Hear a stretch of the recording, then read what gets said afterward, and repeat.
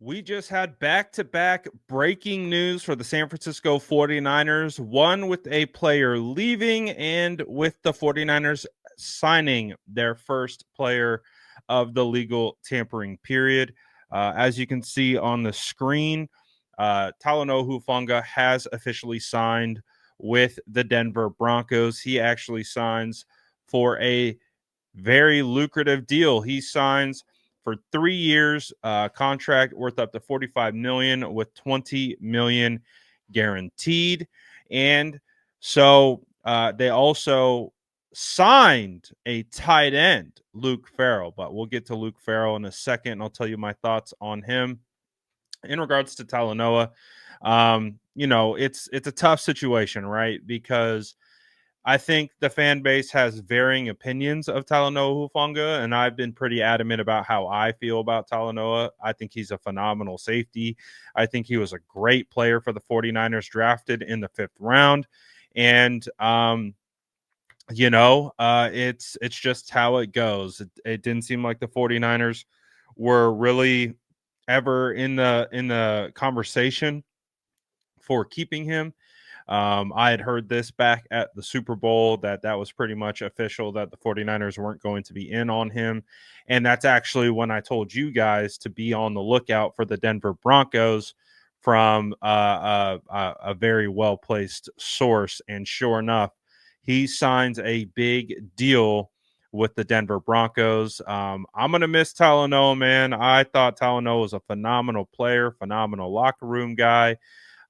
Just he's a great teammate, and I enjoyed watching him. I enjoyed what he brought to the table with the San Francisco 49ers.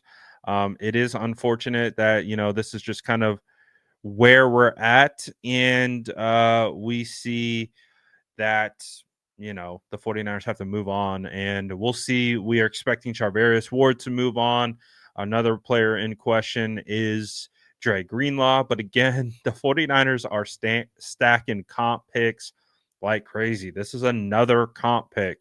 So I think they are at, I think it's 4 comp picks for this so far today. One, two, no, three. 3 comp picks because Jalen Moore, Elijah Mitchell, and now Talanoa Hufanga. So that's 3 comp picks that they will get in return.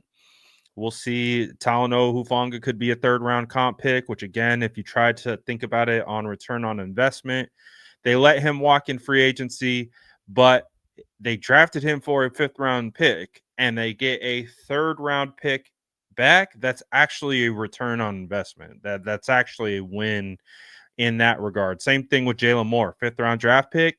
If they get a 3rd-round pick for him in return, that is a good return on investment. So you kind of have to look at it that way, as the 49ers are letting these guys go for nothing, but they're going to get picks in return. So let's talk about the signing that was sandwiched immediately with this situation.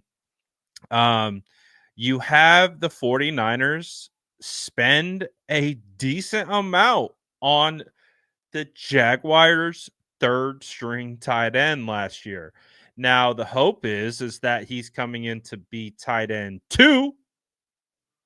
And I'm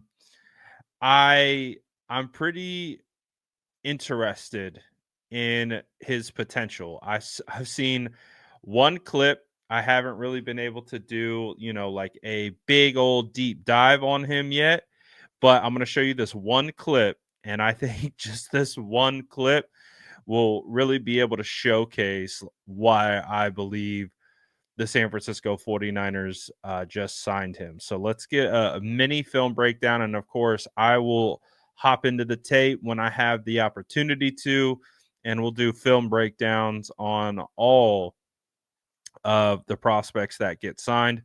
So Luke is right here. You see my mouse. He is going to block down, I believe that's Church, if I'm not mistaken, but take a look and we'll kind of look at this. Great fit, and then the tenacity. Like one clip told me everything that I needed to know about his mentality as a blocker. Now, we'll see what he can do, in the pass game, I've got to do a little bit more work in regard to that. I can tell you his stats, but of course, I want to watch. When Just in 2024, he only had 17 targets on 12 receptions for 67 yards. In 2023, he had 13 receptions for 155 yards. He has never scored a touchdown in the San Francisco 49ers, or not the San Francisco 49ers, but in his career.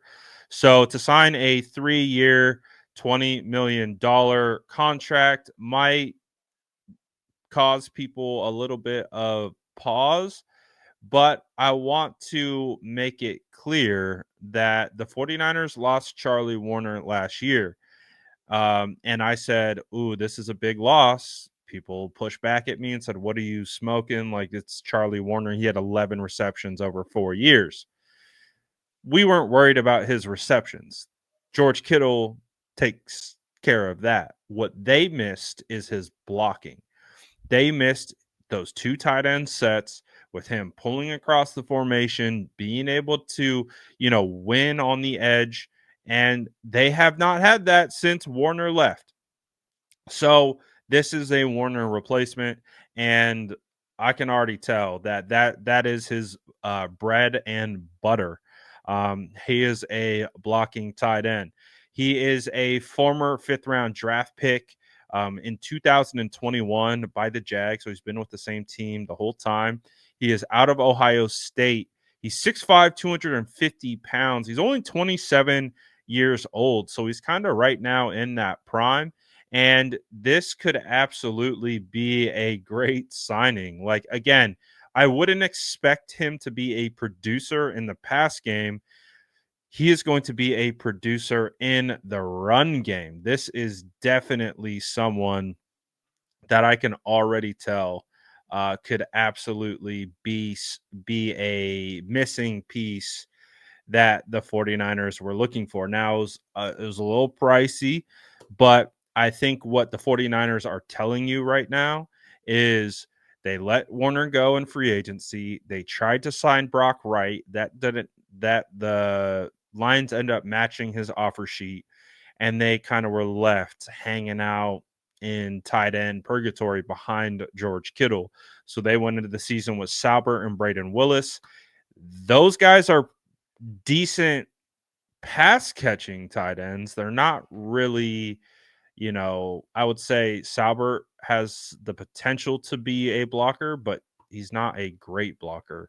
And so this is a very interesting one. I think that the more I look into this, the more I'm going to like it. And again, for me, blocking is crucial. And the 49ers need to win at the line of scrimmage. So that's exactly what this move tells me, is they're looking to re-get that dominance behind. They need someone else other than George Kittle to block, especially within their offense and how they operate their offense. So makes sense to me. Again, if you want to feel better about this, just go look and see what Charlie Warner got paid last year. It's a very similar move, just probably encapsulates the market change and the market inflation. So this is pretty much going rate for a quality blocking tight end. And so the San Francisco 49ers got one. And hey, we'll see. We'll see. I can't wait to get into the tape to learn more. But first impression, I'm on board. So we'll see. Like I said, stay tuned. I'll do a film breakdown when I can get the opportunity to get through the film and pull some clips. But as it stands right now, let's see what we got. Let's see what we get. So let me know what you think about both these moves in the comments below. And as always, make sure to like and subscribe for more updates.